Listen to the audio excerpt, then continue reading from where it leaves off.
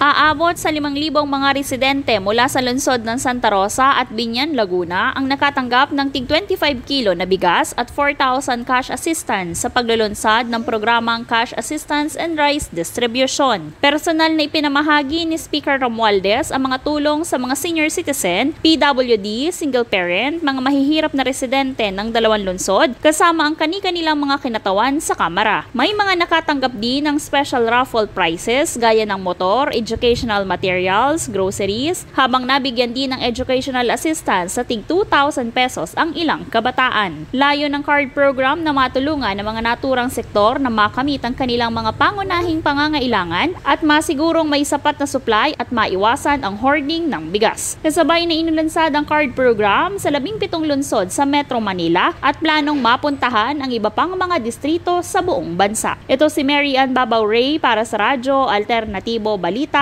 Nationwide.